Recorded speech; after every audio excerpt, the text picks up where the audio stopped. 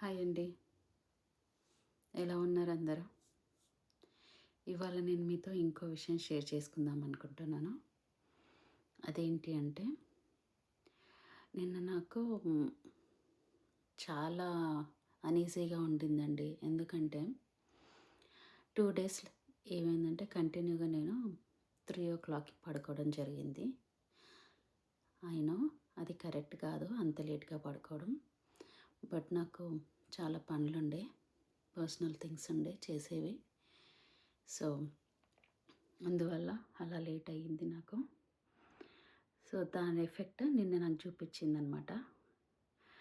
ఎలా అంటే, ఇంకా ఈ కళ్ళ భాగం ఏదైతే ఉంటుందో, ఈ ఐస్ పార్ట్ అంతా ఇట్లా హెవీగా అయిపోయాయన్నమాట.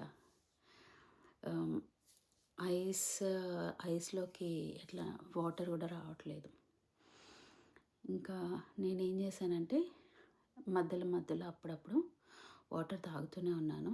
సిప్ బై సిప్ అలా తీసుకోవడం.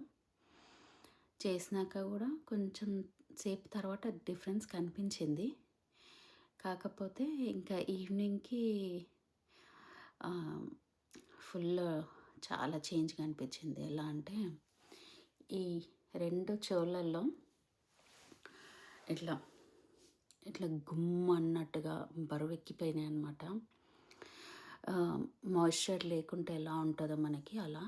సో, నాకనిపించింది ఇయర్స్‌లో ఆయిల్ ఏస్తారు కదా! అలా ఏమైనా ఆయిల్ ఏస్తామా అన్నట్టు అనుకున్నా. కానీ వేయలేదు. నా దగ్గర లేవు కూడా. సో, తర్వాతకి ఇంకో థాట్ వచ్చింది. ఏంటంటే అది మేబీ షుగర్ లెవెల్స్ అటు ఇటు అవుతున్నట్టున్నాయి. అందుకే ఇలా అవుతుంది అని. ఇంకేం చేశాను, సినమన్ టీ పెట్టుకొని తాగినాననమాట. నేను అప్పుడప్పుడు సినమన్ టీ తాగుతూ ఉంటా, అలవాటు నాకు. నాకు చాలా డిఫరెన్స్ తెలుస్తది సినమన్ టీ తాగినప్పుడు కానీ, పైనాపిల్ జ్యూస్ తాగినప్పుడు కానీ బాడీలో చాలా డిఫరెన్స్ తెలుస్తది. సో, ఇంత గ్లాస్‌లో సినమన్ టీ తాగాననమాట. సినమన్ సాచెస్ దొరుకుతాయి కదా స్టోర్‌లో. సో, అది తెచ్చుకొని తాగాను. మంచి క్వాలిటీది. డిఫరెన్స్ తెలిసింది. పడుకున్నాను ఇంకా. 11 కల్లా పడుకున్నాను. నెక్స్ట్ డే మార్నింగ్‌కి అలర్ట్ అయిపోయాను. ఇంకా వర్క్ కూడా వెళ్ళిపోయాననమాట. సో,